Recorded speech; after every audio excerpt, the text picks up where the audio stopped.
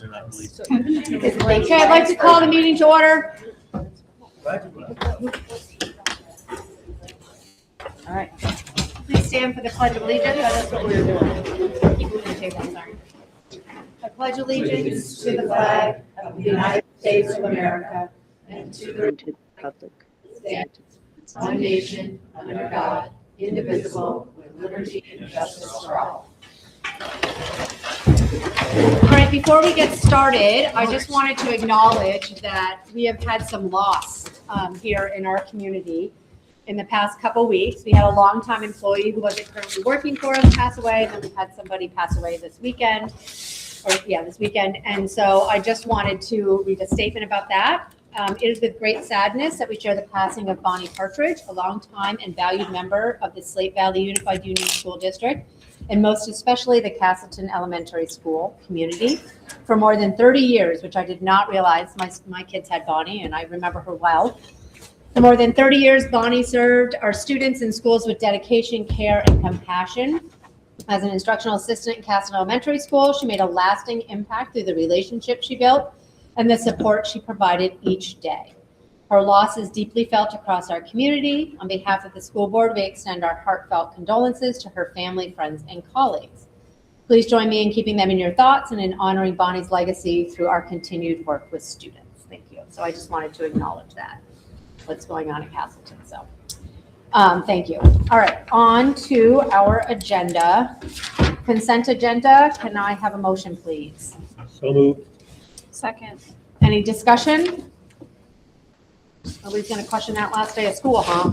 I'm hoping we don't get any more snow days. Just checking. Just checking. It's a risk. I know, right? All right. Excellent. All right. All those in favor, please say aye. Aye. Opposed? All right. Awesome. Public comment to start our meeting? Anything? Online? Nope. In the public? All right. MTSS Presentation-Discussion. Casey, my friend, you are on. Okay. I'm going to get up and go sit on the chairs, please. Should have received in your email this presentation. I don't know, does anyone want anything? It's a little small, but do you want anything to look at? You're good with what's there? Cool. Well, thank you. This presentation was originally scheduled, I think, for January. So it was moved a bit to today's meeting. And so the person that I work with, who's our multi-tiered system of support coordinator, I said I go to these meetings every time they're held. Rather than try to reschedule your evening for a third time, I'll do the presentation tonight. So there are acronyms, and I'll make certain to explain what the multi-tiered system of support kind of looks like in Slate Valley. You can see there under Act 173, the aim of a multi-tiered system of support is to make certain that we provide for students a different kind of set of instructional strategies to hopefully get them to as close to grade level or be as successful as their peers are. And we do that through a response to intervention. And I'll talk about kind of who the interventionists are and how that looks. I did want to put up there kind of this series of presentations that you have sat through going back to September when the high school spoke about it, and then counselors talked about what our students were doing after they graduate from high school here, as well as what enrollment was looking like and the different activities students are involved in. And so that legislation of Act 77 then led to us kind of figuring out what would be the best fit for all of the different types of students in our secondary world. Came from Act 77 in 2013.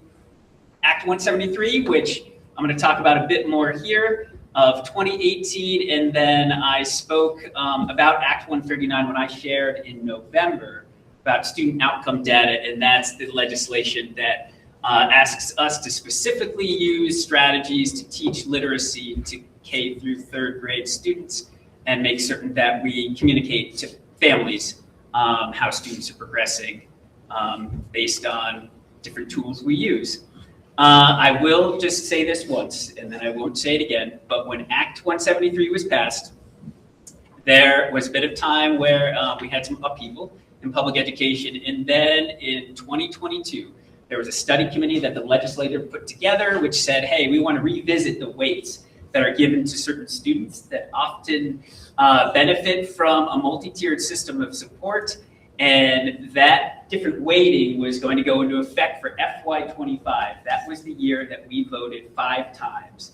It was 2024, and we had many discussions in this room about how it is we might benefit as a school district that would see these weights given to students that were in poverty, English language learners, potentially in the foster care program, that we would have benefited by having additional resources to support this model. So legislation is pretty important that the state of Vermont sets, because then we act as an organization to try to model ourselves after what they're aiming that we do. So this multi-tiered system of support, there is a link in this slide deck to the guidebook that sits on the Slate Valley website. I did not print it, it's 10 pages. I've identified specific pages that I'm going to highlight here, but if you're ever at all interested, please check it out. You can email me, we can set up a time to visit. But in a nutshell, and I know there's a lot of small print if you're looking at this right now, that's why I have that link so you can go and read what's there.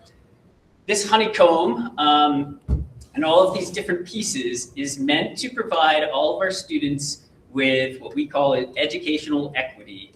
And we've defined that as an organization. Mike Fallis was on the board some number of years ago, and we said that we were going to do our best, given the resources we had, certain that students could access what it is we were asking of them in the different content areas based on the standards that we have set. On the right-hand side, something that's very integral to this entire model of a multi-tiered systems of support is recognizing that all students are included in what we call the universal instruction, or what was once called Tier 1, and that there could be, that's our focus area, that if we can't solve as many of the learning dilemmas that we see students presenting potentially in that setting, then we probably need to revisit what it is our universal instruction is going to look like. And so those other circles that are there are meant to overlap each other and show that we could have a student that could potentially be in all of these different circles, if you will, based on what we've identified as a need that they have. And also what's linked up there is the 2019 Vermont MTSS Field Guide, which asked us to reevaluate what it is we were doing in our systems and make certain that we had a layered approach, which is represented by those circles. Those circles kind of overlaying each other. That's that. So something that is pretty important, I mentioned our universal, that's the instruction, that's the first instruction, if you will, that happens in a classroom. There's a lot about evidence-based, and what is evidence-based instruction? So we collect evidence of what student performance looks like across all different content areas, and we use that to determine kind of what's being successful and what's not being successful. As part of this multi-tiered systems of support, we identified that we were going to set thresholds across our elementary schools, and if we found that a classroom has more than 40% of the class below proficient to a significant degree, we called that in the lowest 25th percentile, that we were recognizing that the entire class needed a boost, and that we needed to use the resources we have, such as instructional coaches, interventionists, et cetera, to really hone in on what is happening in regards to literacy or math in those classrooms, because we were recognizing a class-wide problem, and that therefore we wouldn't be able to have a student potentially access other layers of our system if we couldn't first address what was happening in that first instruction in the classroom. And that's something that is a result of the passage of Act 173. So collaborative efforts working across systems to make certain that students are getting what they need as we work with them.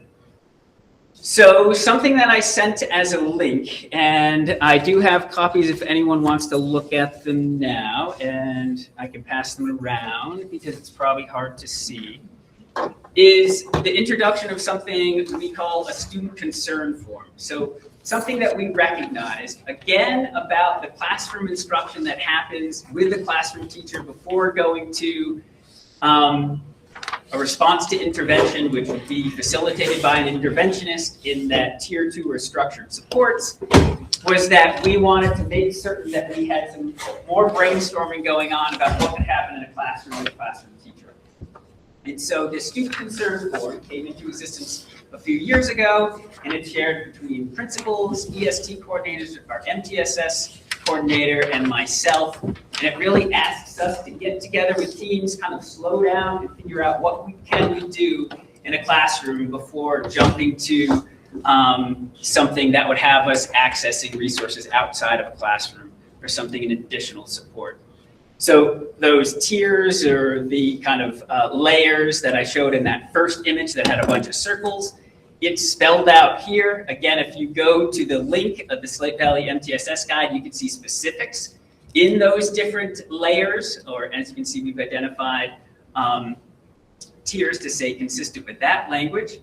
And if you are a student who has worked through a series of different steps and you've had different levels and layers of support, you might be then on an EST plan, which would then have us look at a response to intervention. An interventionist is working with a student when they're on an EST plan. That is that structured support or tier 2 that's there. And so we have students working with interventionists on social, emotional, and behavioral learning, as well as literacy and math. Moving as fast as I can. So then, to figure out like how it is we were going to be able to look at evidence of this evidence-based instruction required that we spend some time thinking about what are tools where we could get all this information in a single place to be able to evaluate, again, with different teams, administrators, interventionists, coaches. And so Walter, much to his chagrin, introduced us to something called EduClimber, which is a data warehouse. So instead of having 16 different Google Docs that we're trying to manage, we have our Power School, which is our grading. We have all of our interventions housed in a single platform, which allows us to pull up information at a meeting to be able to then be able to look at what has a student been able to do as they progressed, where places that we're thinking that we need to spend more time. And really by having that tool, EduClimber, our response to intervention has allowed us to be a bit earlier in our goals of working with students. And that goes along with the kind of student concern form and going back and saying, what can we do for 4 to 6 weeks in a classroom? Really trying to recognize where we see pockets of students who might need a different, additional support,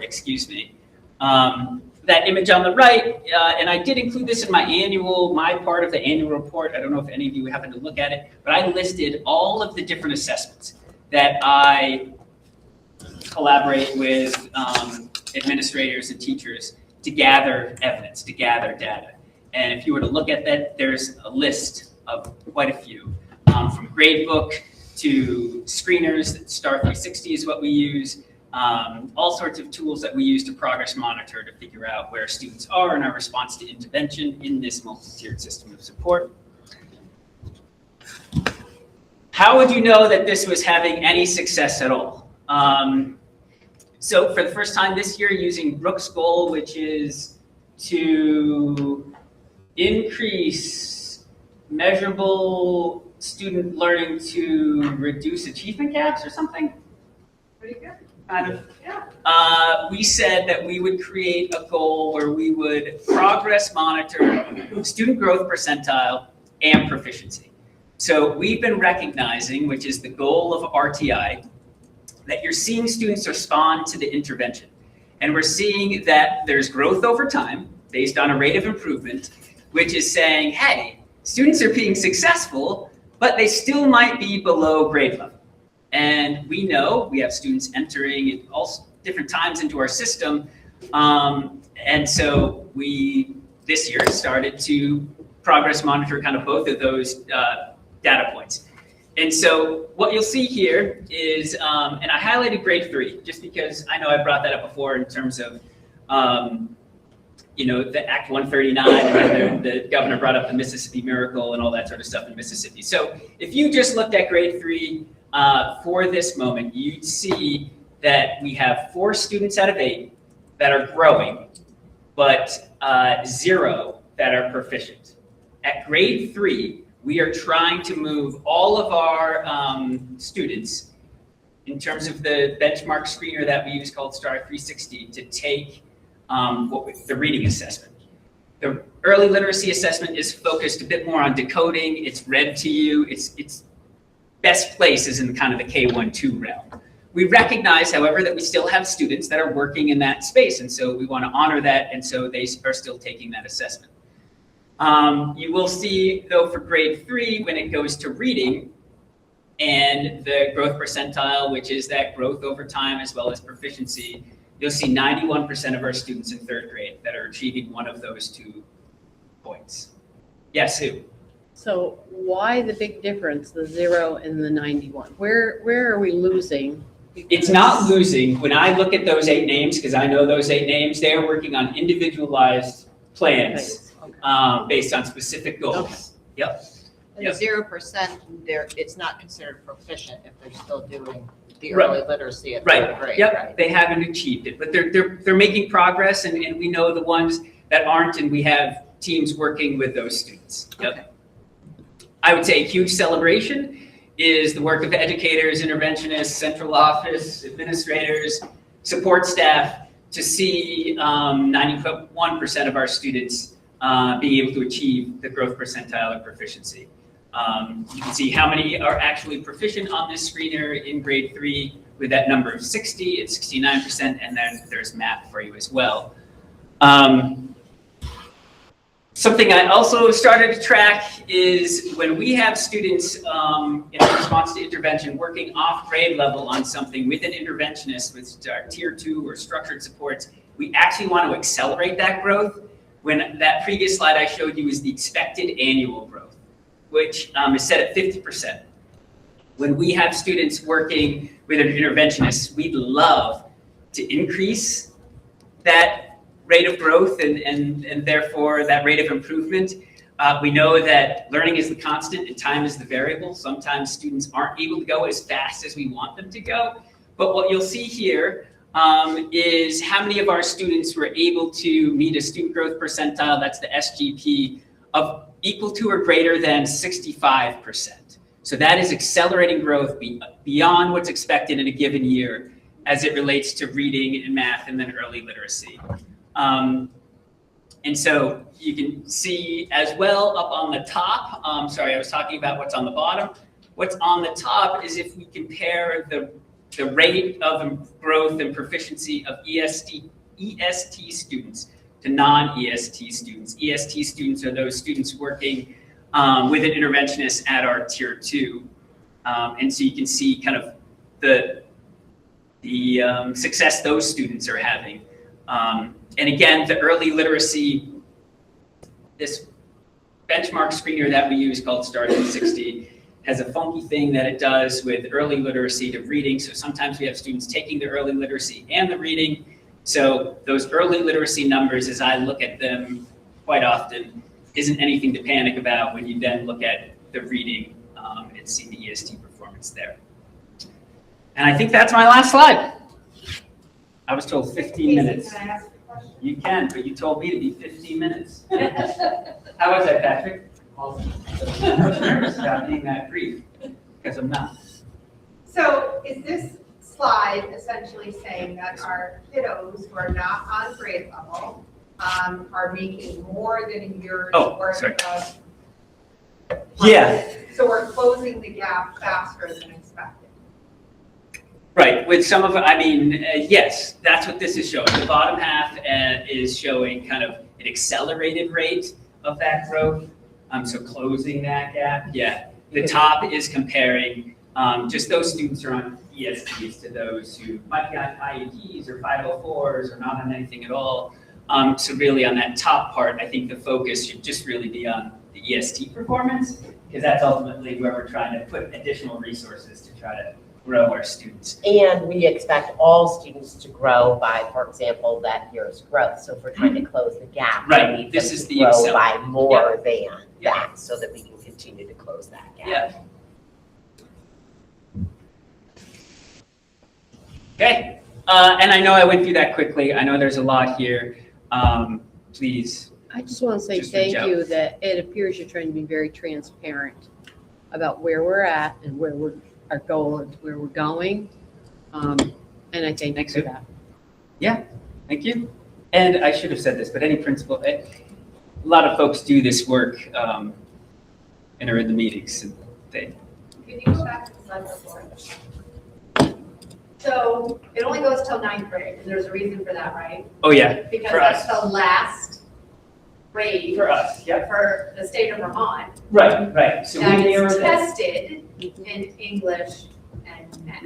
Now, There's an 11th grade science Science, test. but we don't have a science screen Correct, track either, correct, so. correct. Yep. But I'm just saying, you guys, like, the state of Vermont, in my opinion, is not doing us any favors when they reduced it from 11th to 9th grade. right, they didn't. For the last test they take in high school. I don't know, who remembers being in 9th grade?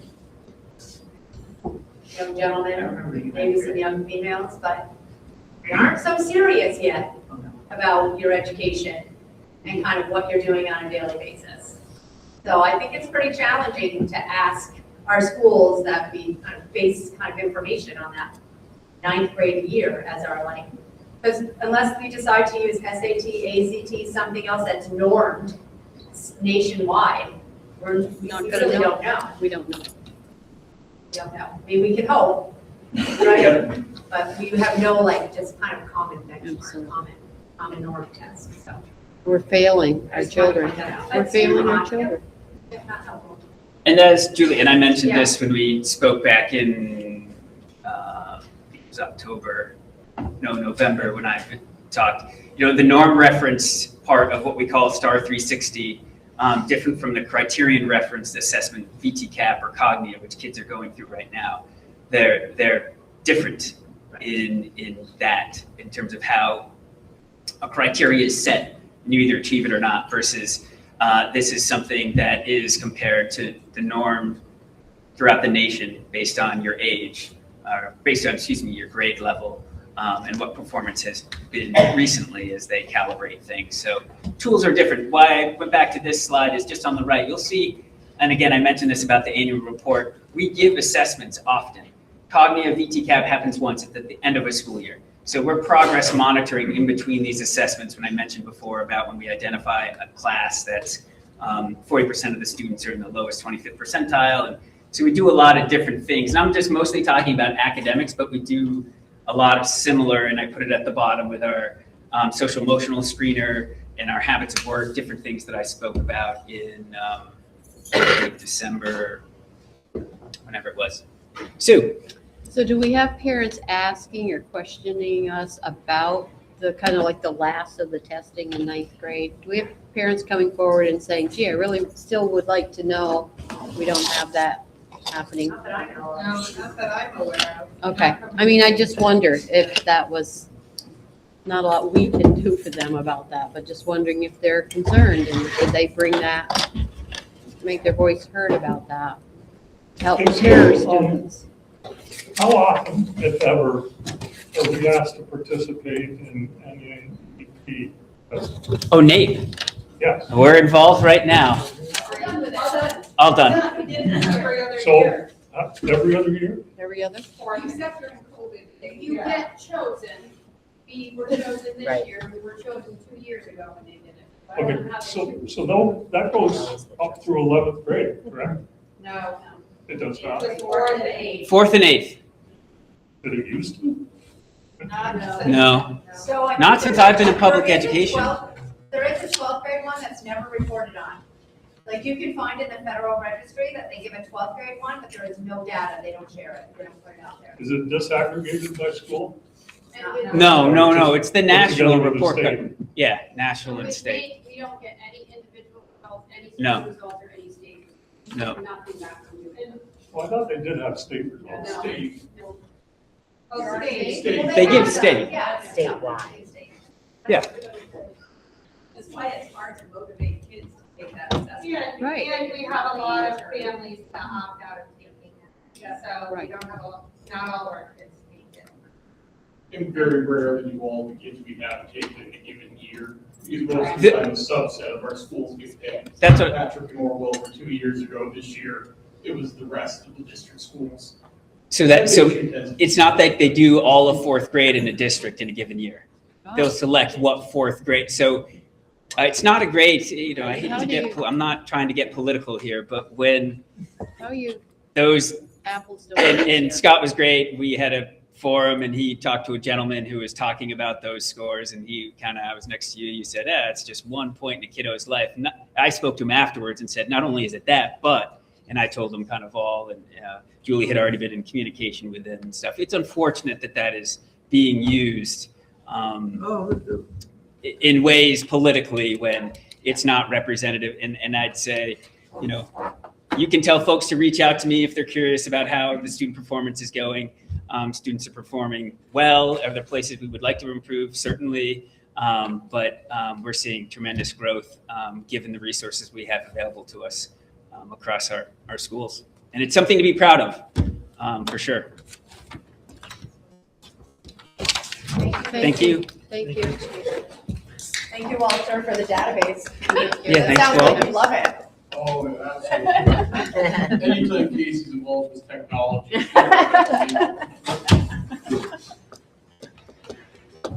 All right. All right, so we have a resignation from the board. It was attached, I believe, correct? Yes. Of course, I need to log back in because it shut down on me. All right. And so I need a motion to accept the resignation from Rebeckah St. Peter. So moved. Second. Any discussion? Thanks, Becca. Thank you. Thank you. Sad to see Appreciate you it. go. I'm looking forward to my next step. I know, but consistent and willing to work and very appreciated. Very, And very this appreciated. is, she will be on the board through June 30th. So, yeah, July 1st, 2026. Yep. So, Thank you. Yeah. For everything you've Yeah. done. I'm happy for your next step, Tito. Yeah, that's exciting. So we're Yeah. happy that you're still kind of with us, Yeah, just in a different. yeah, exactly. All right, all those in favor, please say aye. Aye. Opposed? All right, it has been accepted. All right, Stafford Report. Kurt, Yeah, anything new and exciting? The last meeting, there wasn't a quorum, but every 2 years, they survey high school students in our region who chose not to attend a CTE. And they ask, is there a program they would have applied to if we had it? The programs that had the highest level of interest included business, diesel tech, x-ray tech, vet tech, and dental hygienist.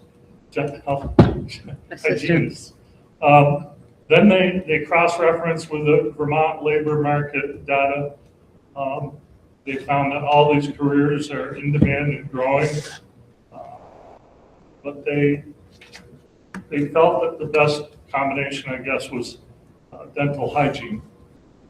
And because there wasn't a quorum, we had to vote by email, basically to move forward, to give them the go-ahead to move forward to, I guess, tell the AOE that we're interested in doing that. Does the AOE have to approve I that? think so, yes, Yeah. that's my understanding. And Yeah. then we can maybe establish a program at Like, Stafford for pre- dental hygiene. A pre-hygiene program, I'm sure.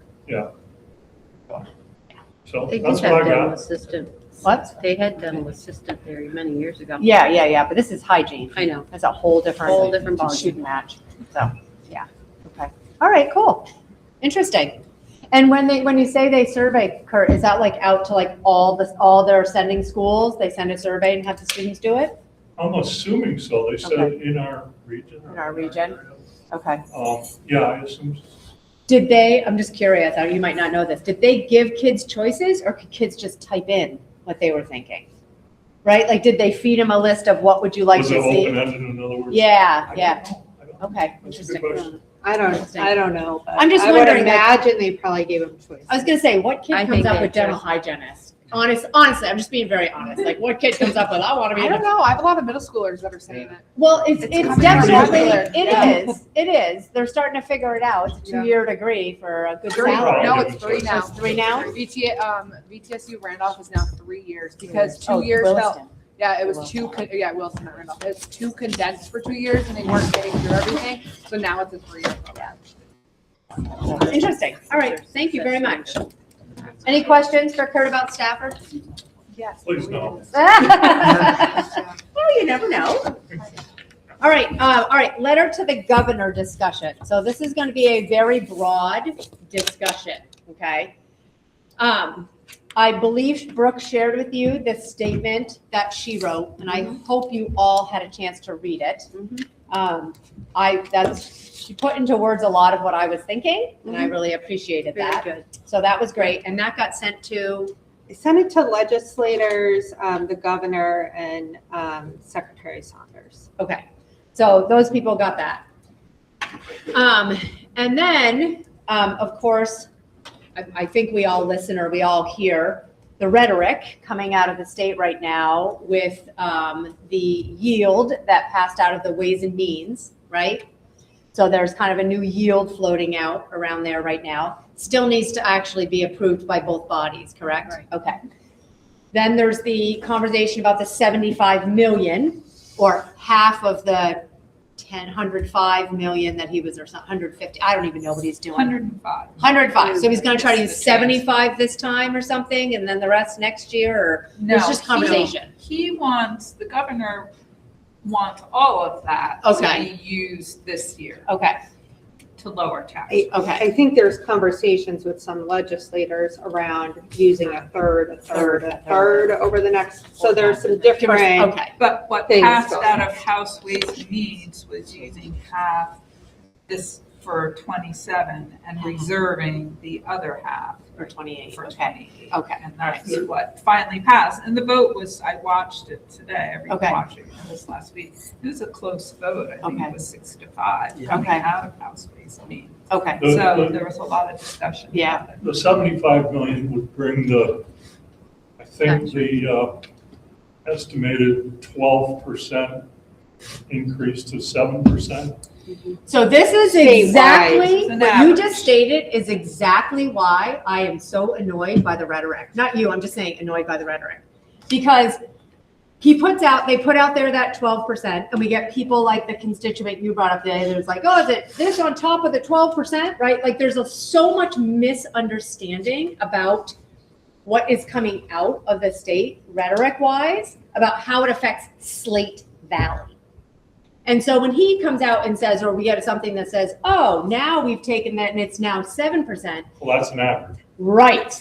But people don't hear that word. They just hear. They hear 7%. It's an average for all taxpayers. Correct. Second Correct. home, it's an average for Correct. everybody. So that's Correct. also really important. Correct. Which is why you guys late today or this afternoon got an attachment of the breakdown of our taxes in Slate Valley in reference to the current situation in Montpelier. Okay? And that is what kind of I feel like we need to get the word out before the vote, because I feel like they hear 7%, they don't hear the word average, and they're like, I'm not voting for 7%. They're not disconnecting the state average rhetoric with what is actually happening in Slate Valley. Well, that's a good point that it includes non-residential. That's not going to affect me or most of us. Right, right.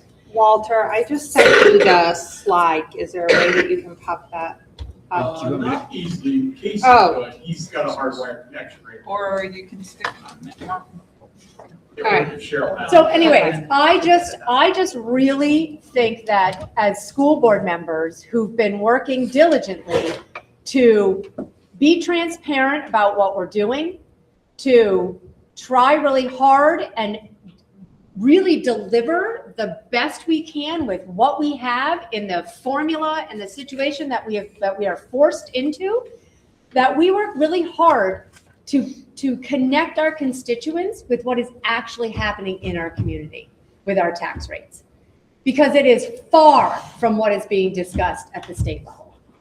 And it's frustrating to me that we have that conversation is out there and it's not being addressed. And I don't feel like the state does a very good job at all of explaining, or the headlines are the catchy headline is all they read and they don't dive into the meat of whatever is coming out of the State House.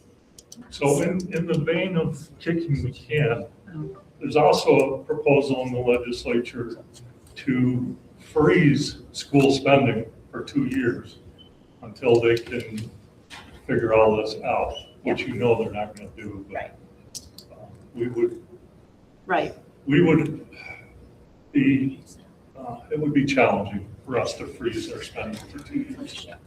Yeah, and I think they've removed that as of last week, and it's more going to be about the excess spending threshold and, raising that. So districts that come up against the excess spending threshold can't spend, raise as much without being double taxed. Right. We're not even remotely close to it, so.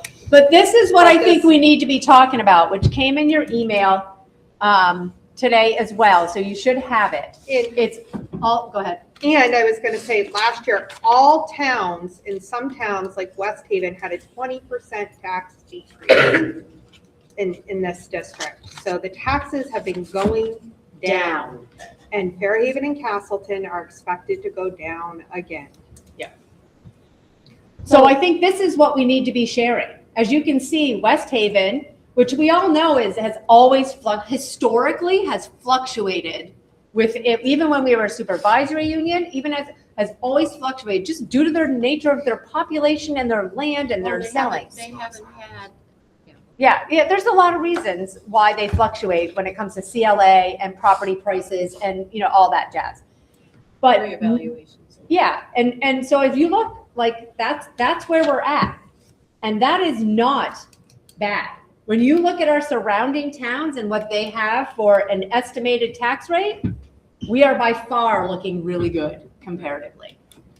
So I just really hope that as board members, and I'm going to do my best to get this out in the next week or so too, that we really share like what we're doing and how it's affecting our taxpayers, and that we are not reflective of what's going on at the state level in the amount. Yes, we are beneficiaries of their decision making sometimes in ways that we don't approve of, but we are not nowhere near the 7% average increase that they keep talking about.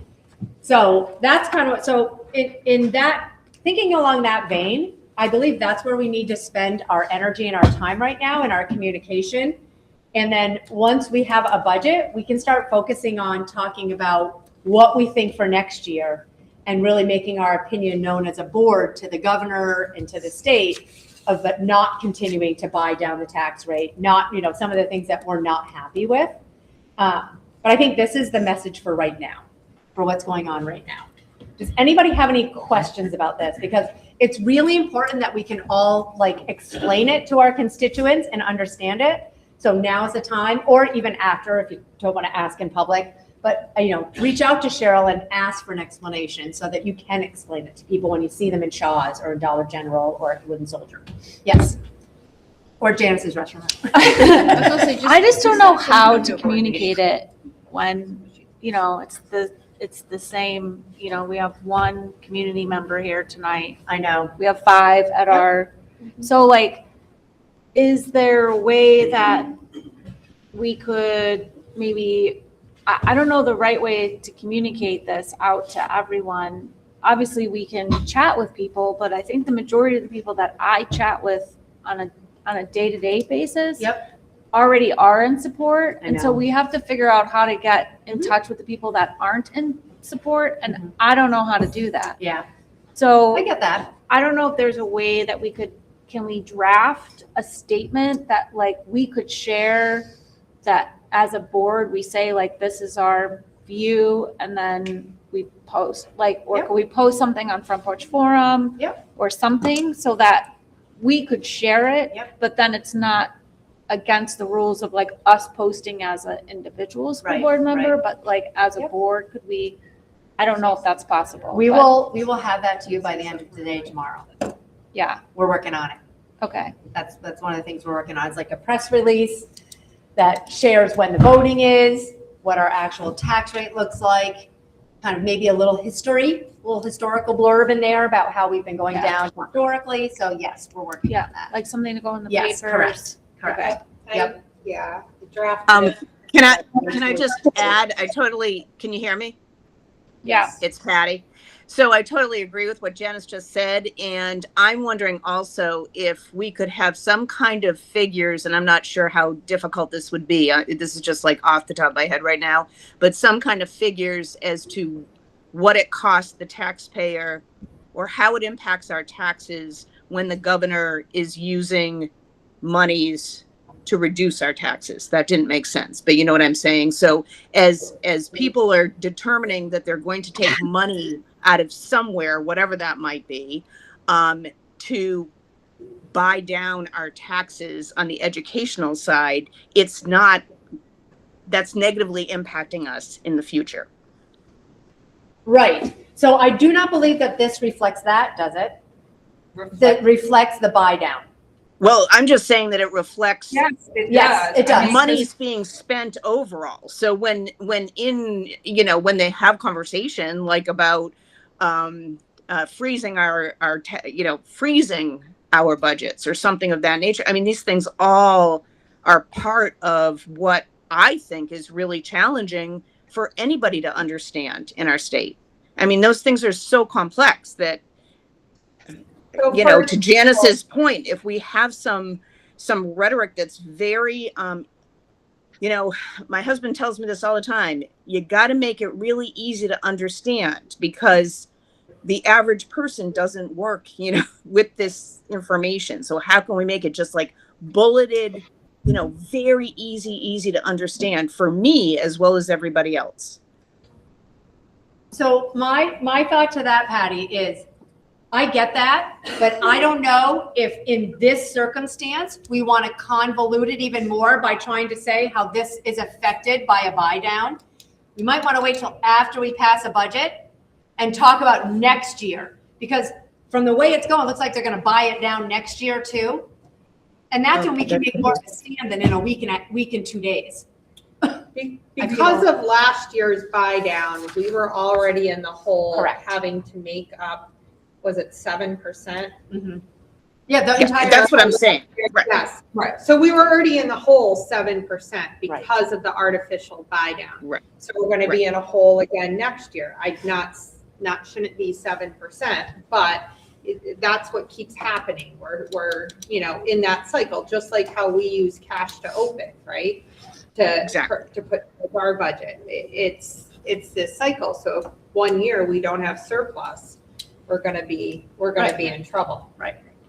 Right. And just what you just said, Brooke, that's all that I was saying is something as simplistic as, last year we were in the whole 7% because the governor chose to use X number of dollars out of, whatever pool, pocket that was. But right And now, I our don't know, budget would be. Julie, maybe it does, I don't know, I'm just looking for ways that people can see things that are some different kinds of information, because it promotes someone reading something if there's some different information, you know what I mean? As opposed to saying kind of the same thing all the time. I don't know. Maybe that's not true, but. All right, Glenn. So a couple of things. I mean, when we started formulating the budget, it was pretty much had been widely stated that 50% of the tax increases that people were going to see for this coming year was due to last year's buy down. And, then now there's talk of a buy down for this year. And that, so I don't know whether doing it 2 years in a row actually, compounds to a much higher degree for when there is no buy down. but that's a point, so we're going to have to pay the piper at some point. And I saw an interview last week when this got voted out of Ways and Means, and I may have missed something along the way, but I didn't see any reference. The governor wanted 105, they're talking 70, and what I had seen was that they didn't want to commit that other 35 to buying down the tax rate. They wanted to keep that because they might need it for some other purpose or other program. I didn't see where they said anywhere that they were going to use that in a subsequent year for an education buy down. It was more like they wanted to use that money for some other program. They just said they would preserve it. Yeah. Julie, I was at the Legion dinner the other night. At my table, big table, people were asking about the budget, and I said, well, last year we passed it at 3.6. This year, right now, we're at 2.7. And they were saying, yeah, but it's 32 million, and 2.7 on 32 million is still a lot of money. And they were asking me, is student enrollment down? Yeah, it is. And those people aren't convinced. Yeah. And how do you think you can convince them? Like, do you think anything that we say about what we do is going to convince them? Well, I focused on the 2.7 number as compared to the 3.6 number. Yep. But that's about as far as I could go. Yeah. I mean, just like our own personal home budgets, right? Like, there's inflation that we can't control that just comes with running a school, and yeah, I hear you, but I don't know if there's a way to convince them. I just want them to understand that the rhetoric coming out of the state is not what's happening in Slate Valley.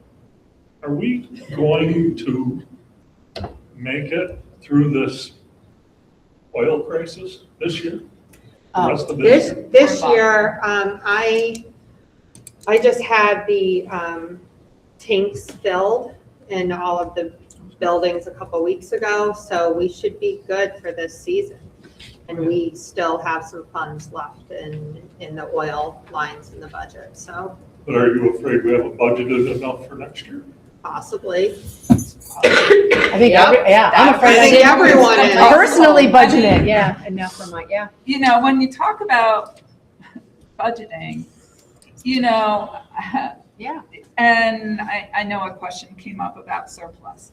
I mean, think about it. Most of the budget is staff. I don't know from one budget to the next if it's going to be the same staff, whether they're going to stay on all the benefits that they have, where they're going to move on the salary schedule. So that's one part of it. We've got direct services to students. We don't know if it's going to be the same students from one year to the next. Students leave, students enter.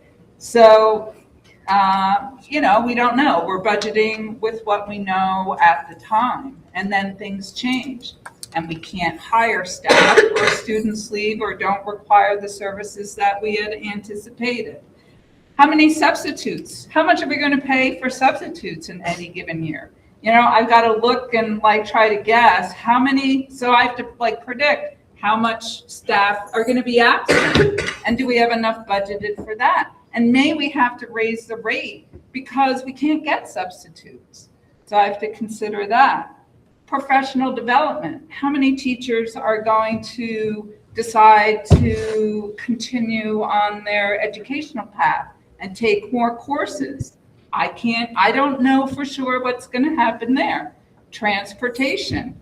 Are we going to take all the field trips? Are all the teams going to be in the playoffs?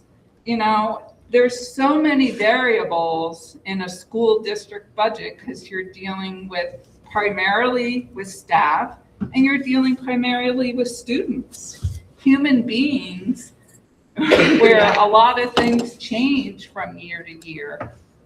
It's not like you're producing, you're making computer and you have components that you're putting together, and maybe, it's the cost of those components. There are so many variables that go into this. And I also want to make sure that, you know, our education spending increase is 0.86, right? The long-term, the increase per LTW ADM is 2.72. Our education spending increase is 0.86.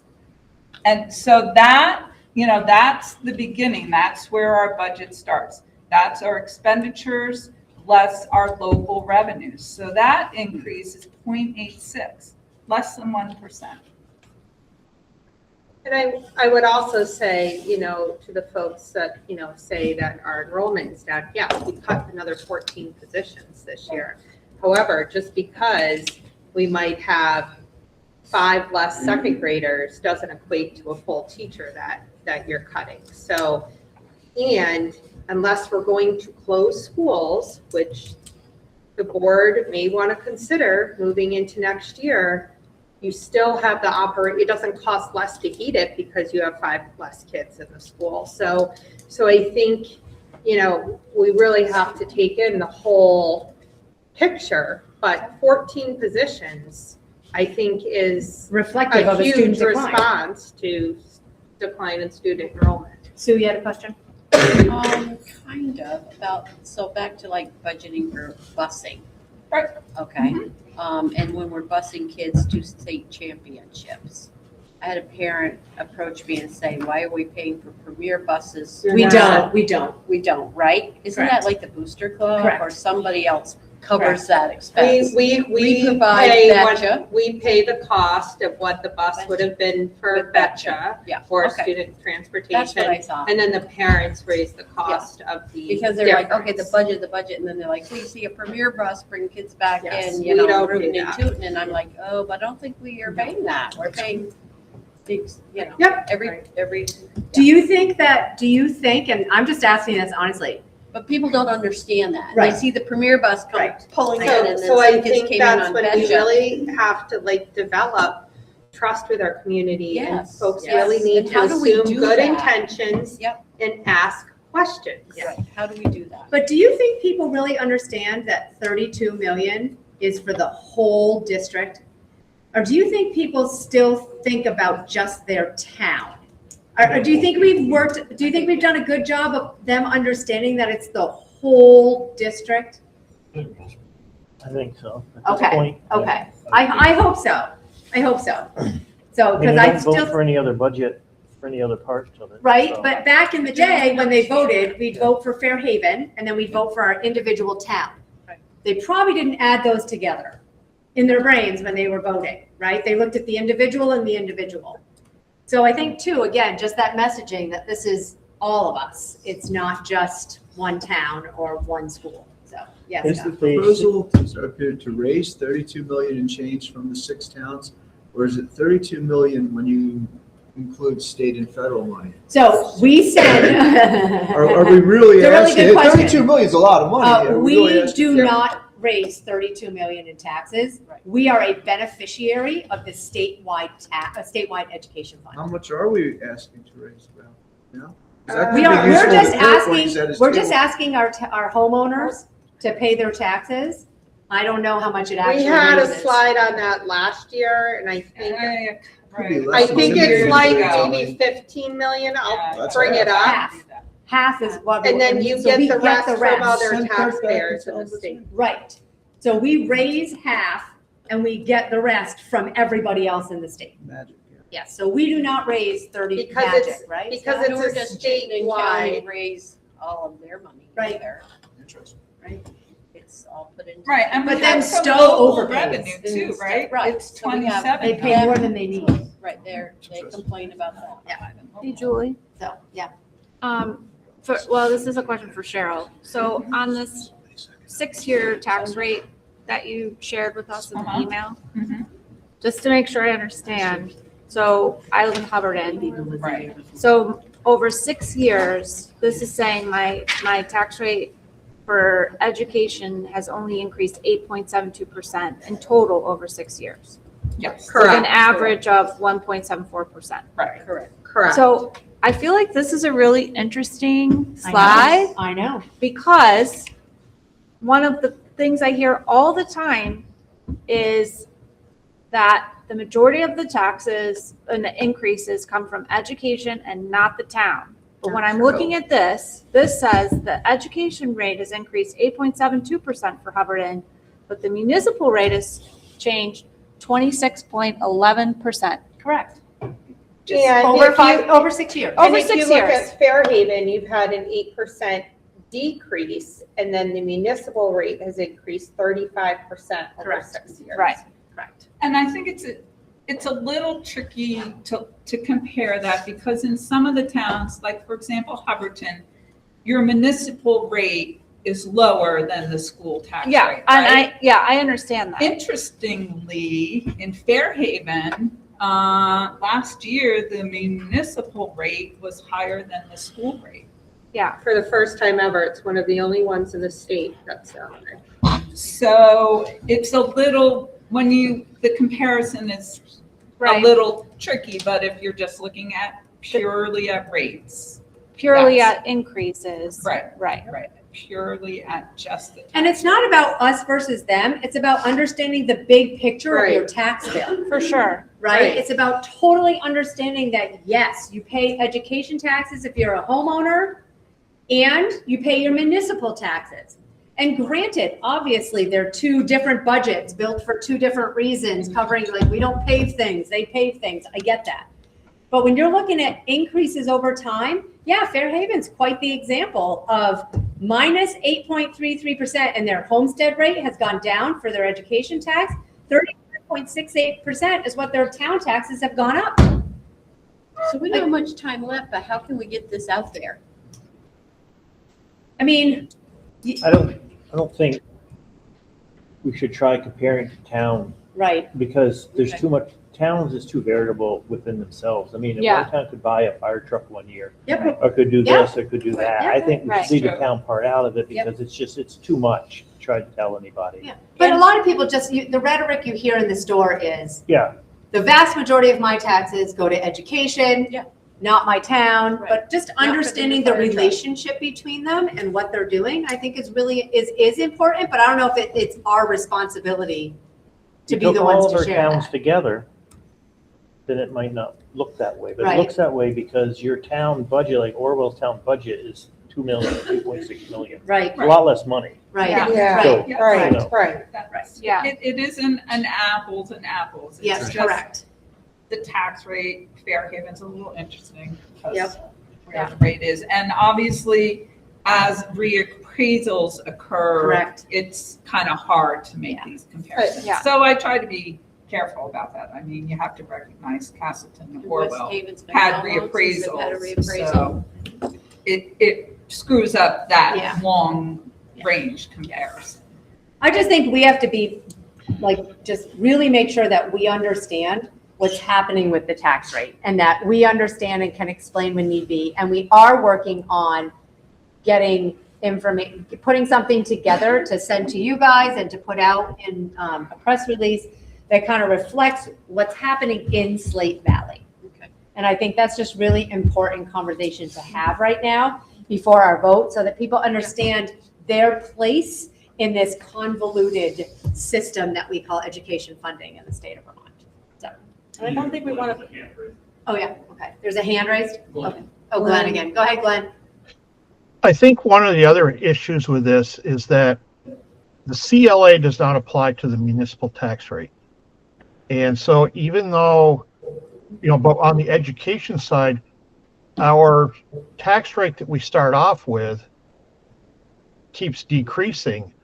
But as some of the towns have failed to reappraise, they actually see increases in their taxes because the CLA factors in there.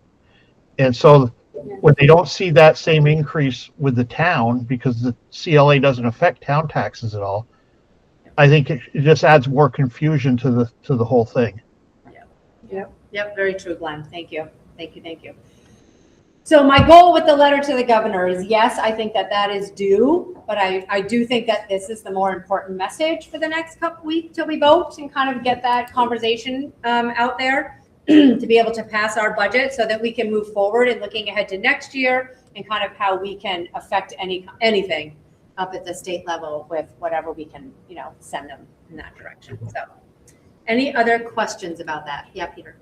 Just on the, what you send out, press release and what you send us, the simpler the better. Yeah, we know.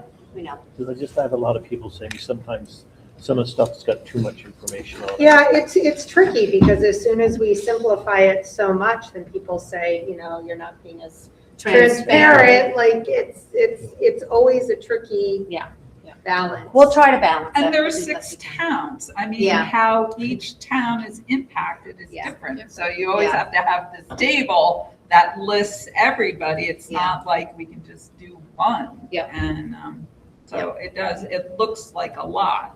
you And, know. and we can try to make it really simple and just encourage people, to ask questions. We've answered every question I think we've ever gotten. Yeah. Maybe not to, somebody's satisfaction, maybe Yeah. they weren't happy with the answer, but we've always answered every question that's come our way. And I'll we're happy admit, to do that. I'm not going on Facebook. I'm not answering on Facebook. I'm not posting on Facebook. It's not where my kind of communication world lives. I'd rather talk to somebody face to face, run into them in a store, sit down and talk to them. I'd even rather text or talk on the phone with somebody. I'd like to say, let's just come to the next school board meeting. I know. Wouldn't that be nice? I know. So yes, in that vein, we do have something next Monday night. Right. We have an informational meeting that people could come to and see these things and ask the questions that they have about our enrollment, about our makeup, about where we are right now and how things are looking from what we know at the state level. So I do encourage people to do that. So And that meeting will be here Yep. at 6:30. Yep. Perfect. Thank you. All right, moving on to contracts. Let's see. I need a motion to approve teachers FY25, please. 27, please. 27. I'm not going backwards. Please don't go back. I'll move. I'm not. Can I get a second, please? Second. Okay, any questions about teacher contracts? We got a revised one from Lisa. She kind of altered some things in there. Yes, Jamie. This is off topic. I didn't want to interrupt you before. I need to excuse myself. Oh, okay. I didn't want to just get up and. Gotcha. Yep, that's fine. Like you're leaving? Yes. Okay, that's okay. Sorry. That's all right. I didn't know if you were like excusing yourself at this moment or literally. No, Literally. You You are. want to just get up and walk Gotcha. out rudely and not. Perfect. Thank you very much. Thank You are excused. Thank you. You're welcome. Drive safe. Thank you. No problem. Bye, I've never Jamie. walked out of a meeting. What? I've never walked out of a meeting. I did it politely. I Thank did. you. It's all right. Next time, Kurt. You always get a second try. All right. So That's any awesome. questions about teachers FY27 contracts? All right. All those in favor, please say aye. Opposed? All right.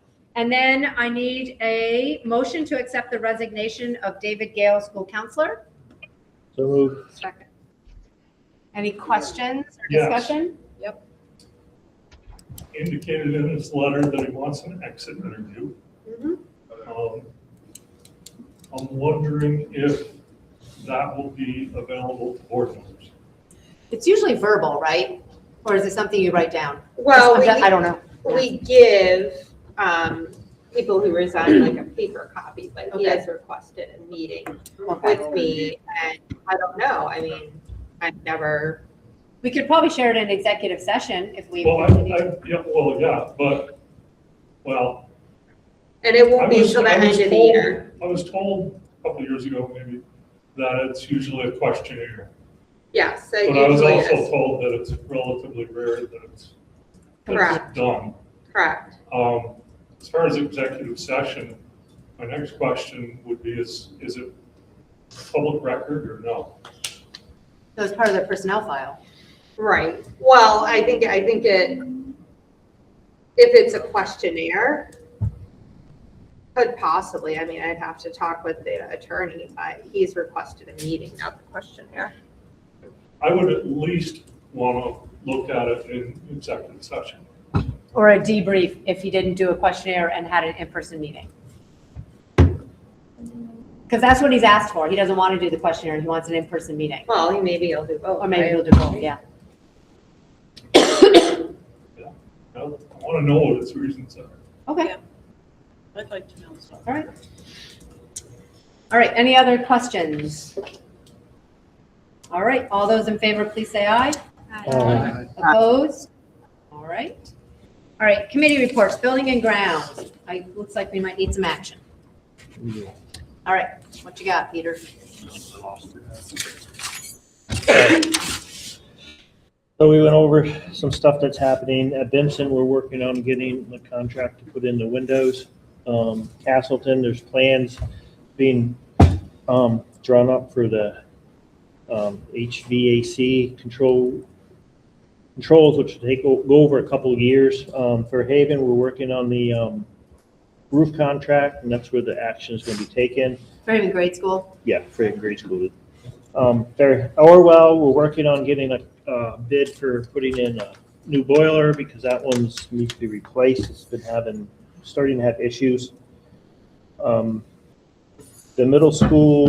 high school, middle school, other than the elevator starting, we're not really doing much. We're trying to figure out if we're putting in windows in the kitchen. We are going to be doing science lab upgrades and that new counters and stuff. That's going to be kind of based on what the teachers feel they need and for what it's being used for within the room. So we don't just put in the same counter everywhere. Because some will need one thing, some will need the others. So that's basically what's going on in that world. And then I need to make them, I guess everybody got the memo about the needing money for the Fairhaven Grade School roof replacement project. The estimate cost for this work is approximately $28,000. So this is the design work and the specs for to go out to bid for putting a roof on the school. So I'd like to make a motion requesting the board to authorize a withdrawal up to $30,000 from the reserve fund for support this phase of the project. I get a second? Second. Any questions? That would leave us with how much, Cheryl? I think I asked you this. I know, I didn't put it together. I was working on other stuff, but I mean, we have $1 million in there. A little under $1 million. And the entire roof project for the grade school right now is slated to come out of the reserve fund eventually. Yeah, it's slated. It's supposed to be about $300,000 to come out of the reserve fund. All right. Any other questions? Yeah, Scott. Peter, is that an opportunity in Benson maybe to put in a wood pellet boiler if you're taking out the old one, or is that just? No, it's an Orwell. Not Orwell. Benson, Orwell. An Orwell, okay. No, we didn't look at that. We looked at it a long time ago. It's going to be a propane one. Okay. Do we know anything about the one in Proctor? I know that they have wood pellet boiler. No, I know very little. I know Yeah, there's yeah. a few schools that do have them. Yeah, okay. Yep. Any other questions? All right, all those in favor of approving the request to withdraw money from the reserve fund for the Fairhaven Grade School roof replacement, please say aye. Aye. Opposed? All right, you have it. All right, policy committee. We don't have any action tonight. We just reviewed a policy at the request of a parent, the role of religion in the schools. We put it on the agenda. She did work with her school directly before the meeting and was able to resolve the questions that she had, but we still kind of reviewed it as a team. And principals came in and we just reviewed how students are supported. And then we came up with our schedule of policies that we're going to review for the year and our meeting schedule. And that was pretty much it. The big difference this year is we're going to have a meeting every month because we have quite a bit of policies that are coming up that we have to review. All right, any questions about policy? All right, awesome. Executive committee, I guess that would be me. So we had a meeting Monday night. I think it was, I have a list. As you know, the paper was there because it was in the paper. 1, 2, 3, 4, 5. So there was like 15, 16 people there, half being employees or school board members, but that's okay. And it was some of what we talked about tonight. It was definitely people looking at kind of overtime spending, discussing the statewide tax fund, education funding system. I mean, in general, it was nothing that we hadn't heard before. It was a lot of similar concerns that we had, but everybody was nice. It was congenial. It was productive. Yes, it was. I thought it was fine. Yes, it was fine. So anybody else who was there want to say anything about what they thought? They just seem to be stuck on that 32 million, that they don't like the 32 million. Yeah. Yep. What was it Joe was saying was going to be a crisis down the road? Joe Idarola or Joe Bistry? Joe Bistry? The guy who was asking all the questions. The income. Income sensitivity? Yeah. Less and less people are qualifying for income sensitivity but can't afford their taxes, and Joe Idarola sees that as a incoming catastrophe for the state and just kind of how we do things. Yep. I just wish still that people would bring all of that prior to us, but prior to the vote. Yeah. It's not you know what I mean? I mean, do we have one of those executive committee meetings in October and say pre-vote, pre-budget chat? Come tell us what you're thinking before we even start this process? I mean, We had community conversations, I know. no one I know. shows. I know, but those were what, sometimes during the days. I mean, we could do something like this in the beginning and see, I don't know. Again, over half the people there were school board members or the same people that have showed up in the past. So it wasn't like there was new information, unfortunately. Maybe 6 people Yeah. who are not on the board or members. Of the- And 3 yeah. did most of the Yeah. talking. Yeah. We have 6, maybe? Yeah, maybe 6. Maybe, Yeah. maybe 4. Yep. Oh, 1, 2. Yeah, and those Six. individuals Six. have been involved in the process. Yeah, they've asked questions. Yeah, they weren't people who were unaware of what was going on. Right. Yeah. So, I mean, when we start this process again in the fall, right away, we can start talking again about maybe some options on ways we want to engage the public. So, all right, public comment. Yes. Is there a microphone? Yep.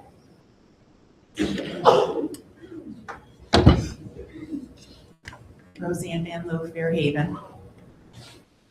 The letter to the governor, will that be made public?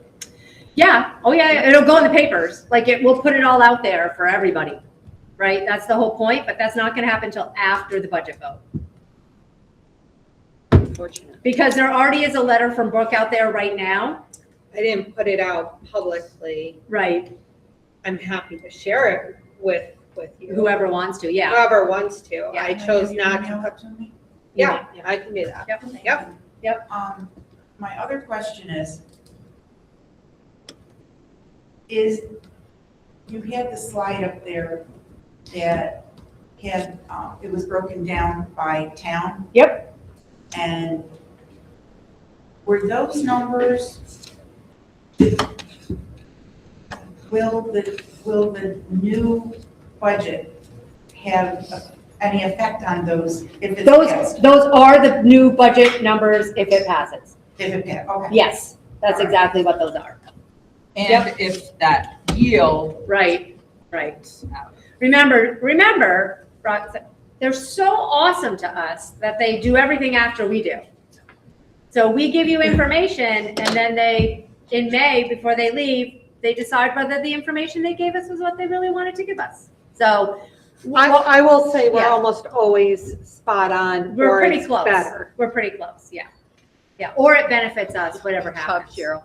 So yeah, I know, Roseanne. So yeah, but those numbers you saw are based on the budget that's up for rebuild. Yep. So if it passed and if that yield bill Yep. passes. Yep. Then that's what it would look like. Pretty close. Yep. Any other public comment? Nothing? All right, agenda building. Oh, okay, fifth, sixth grade athletics. Budget. Potentially. Yes, I think we have the audit acceptance, right, at the next Yeah, meeting? yes, I'll do that. And then, we have grant assurances and applications that we just need an approval, so we can apply for. And then, did you say vote follow-up? Yeah. All right, So we don't know when that exit interview is going to occur. June, at the end of the Yeah, he school wants to do year. it at the end of school year. I already asked him, yep. But I'm happy to have an executive session anytime. Yeah. Anything else for agenda building? All right, thank you all very much. Can I have a motion to adjourn? So moved. Second. All right, all those in favor, please say aye. Aye. Opposed? Didn't think so. Thank you.